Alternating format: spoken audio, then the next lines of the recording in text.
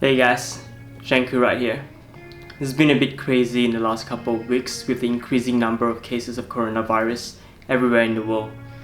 New cases are being confirmed on a daily basis and we're all in panic mode, wondering if we do have COVID-19 ourselves.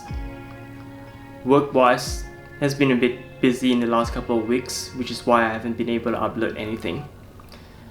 Even as a casual doctor, I've been working in different hospitals on a full-time basis, trying to help people who are suspected or have already been confirmed with COVID-19. All doctors and healthcare professionals are stretched pretty thin at the moment.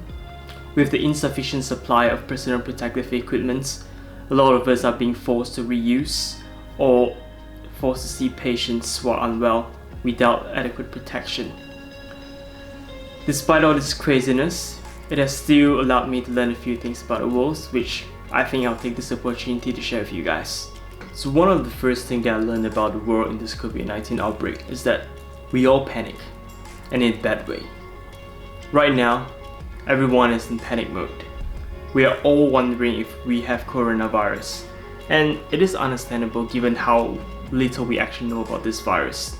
We don't know how it spreads, we don't really know how to cure it, we don't have a vaccine for it, and all we are able to provide right now are supportive management, and hopefully the body will be able to fight it off.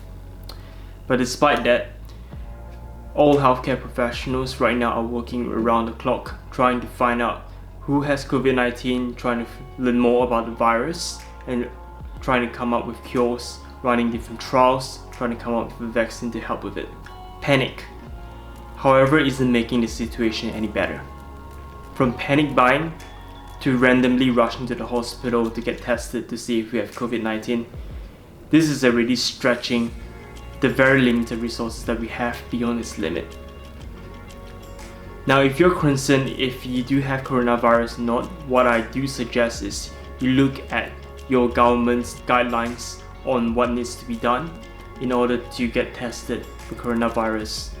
Rushing to the hospital to get swabs is not an option, as hospital is the place for very sick people. I understand how you guys feel. Everybody is worried about if we have coronavirus. Trust me, I myself am worried, but I believe we all can behave rationally. Thankfully, there's still some silver lining in this craziness. I personally know some of my friends as well as some organizations who are organizing care packages for elderly and disabled people who are finding it hard to get out of the house. And I also know that some organizations are preparing care packages for overseas residents which are stranded here because of the travel bans.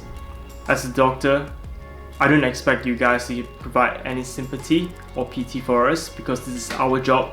We sign up for it and we know what it entails when it comes down to what needs to be done. But what I do ask is that you guys show a little bit of more understanding to healthcare workers. The last thing we want is to turn up to the supermarket after a very long hour of shift only to find out there is nothing left on the shelf to buy for tonight's dinner. Thankfully, some of the organizations have been providing free coffees as well as discounted food items, so I do thank you on that on everyone's behalf. Another thing that I've learned about during this coronavirus outbreak is that some of us are not very good at following cautions. If there is a sign that says that there is no swimming in this area because there are sharks around, I bet some of you will still jump in and swim. There is one thing that you probably have heard about this couple of days, and that is called #Flatten the curve. Let me explain to you what it means. Right now, the projection of coronavirus looks like this, showing that there is an exponential increase in the number of cases, meaning that the amount of spread of the virus is actually really fast right now. And what we are aiming for is a curve that looks like this. What flatten the curve means is that we are trying to slow down the spread of the virus to an extent that we have enough resources to be able to contain the virus to prevent further spread.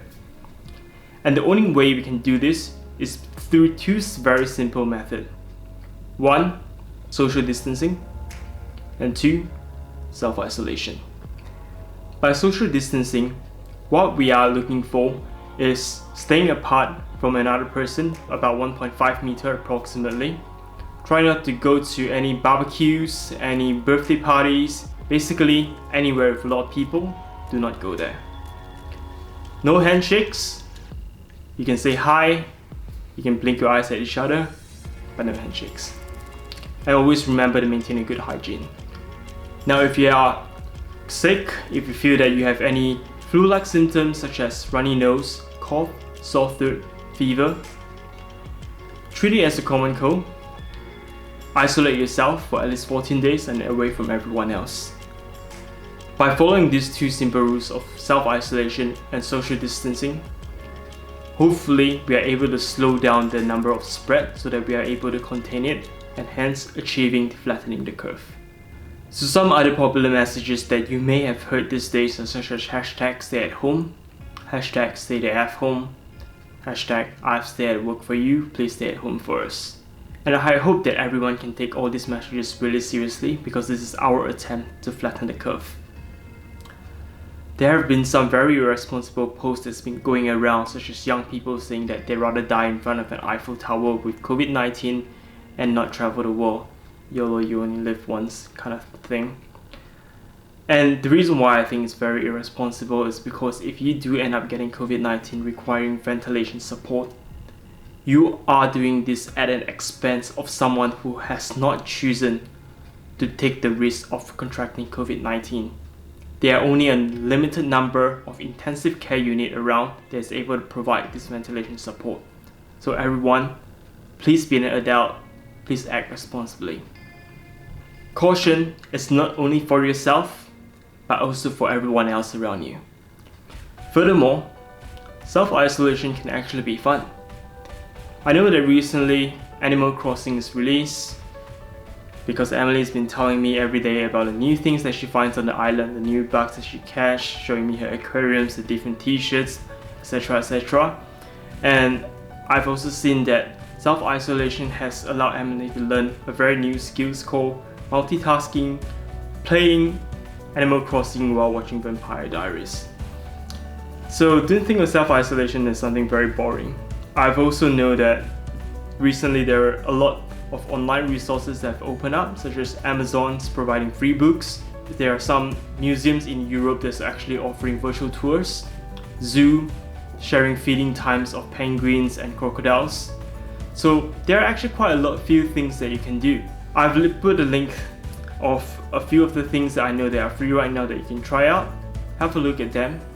And lastly, a tiny secret between yourself and me. I've also added a secret link showing that secret places that you can actually go to if you're really bored of self-isolation. Wink wink. Now, if you were to spread anything or share anything on Facebook, please make it a good news. One of my friends, Dr. Kishore, he recently posted on his Facebook saying that we are all spreading panic at the moment. There's no need for that. What we should be doing instead is to share things that we are thankful for in this outbreak. There is always hope in everything, we just need to look for it. So for example, I hope that this thing can be something that everyone starts sharing on their Facebook. Personally, I'm thankful that I'm able to spend more time with myself doing the things I want, able to spend more time with Emily who lives with me, and I'm also able to spend more time right now doing things that I couldn't do, such as learning a new language. And right now I can actually do it because I can go anywhere. So I have a lot of free time to stay at home to actually do some studying. I hope that this video has been helpful for everyone and gives everyone a little bit of hope. Hopefully changes perspective for some people. And lastly, before I go, I just want to share with you guys a little message.